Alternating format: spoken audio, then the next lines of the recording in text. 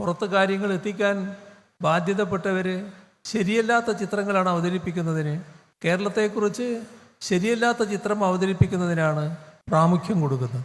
അതിൻ്റെ ഭാഗമായി വരുന്ന ഒരു പ്രചരണം ഇവിടെ ഭയങ്കര കടക്കെണിയാണ്.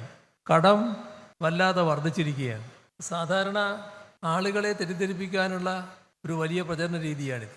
പക്ഷേ ആളുകൾ കാര്യങ്ങൾ തിരിച്ചറിയുന്നുണ്ട് എന്നുള്ളത് ഈ പ്രചാരകർ മറന്നു പോകാറുണ്ട്.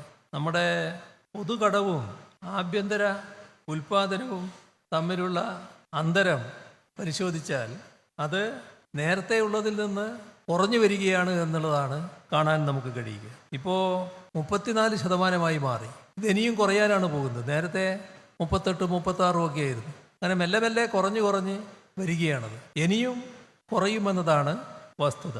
വേറൊരു പ്രത്യേകതയുള്ളത് ചെലവിൻ്റെ കാര്യമാണ്. നമ്മുടെ സംസ്ഥാനത്ത് ചെലവിടുന്ന കാര്യത്തിൽ സംസ്ഥാനം മാത്രമല്ല, സംസ്ഥാനം രാജ്യത്തിൻ്റെ ഭാഗമാണല്ലോ.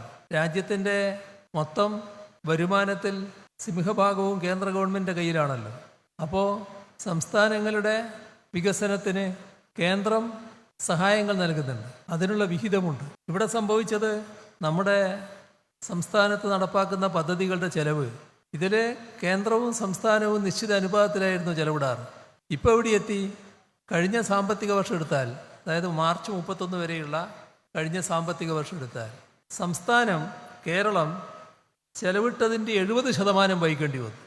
എന്ന് പറഞ്ഞാൽ കേന്ദ്രം നേരത്തെ വഹിച്ചതിൽ നിന്ന് കുറഞ്ഞു എന്നർത്ഥം. കേരളത്തിൻ്റെ വിഹിതം കൂടി. ഈ വർഷം അത് 75% പറയുന്നത്. ഇതാണ് സംസ്ഥാനങ്ങൾക്ക് വരുന്ന ഗുരുതരമായ പ്രശ്നം. ഇതെല്ലാം ഉണ്ടായിട്ടും നമുക്ക് കാര്യങ്ങൾ ഭംഗിയായി നിർവഹിക്കാൻ കഴിഞ്ഞത് നമ്മുടെ ആഭ്യന്തര ഉൽപ്പാദനം നല്ല തോതിൽ വർദ്ധിപ്പിക്കാനായി എന്തുകൊണ്ടാണ്? അപ്പോൾ ആഭ്യന്തര ഉൽപ്പാദനത്തിൻ്റെ വളർച്ചയുടെ തോത് പരിശോധിച്ചാൽ 2016 നമ്മുടെ സംസ്ഥാനത്തിൻ്റെ മൊത്തം ആഭ്യന്തര ഉൽപ്പാദനം 5,60,000 കോടി രൂപയായിരുന്നു.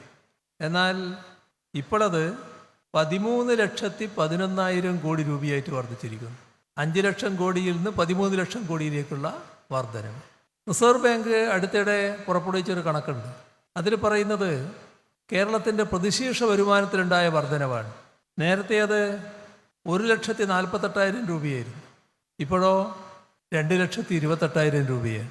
ഇങ്ങനെ നോക്കിയാൽ മൊത്തം ആഭ്യന്തര ഉൽപ്പാദനം, മൊത്തം പ്രതിശീർഷ വരുമാനം, ഇതിലെല്ലാം നല്ല പുരോഗതി നമ്മുടെ സംസ്ഥാനത്തിന് നേടാൻ കഴിഞ്ഞിരിക്കുന്നു.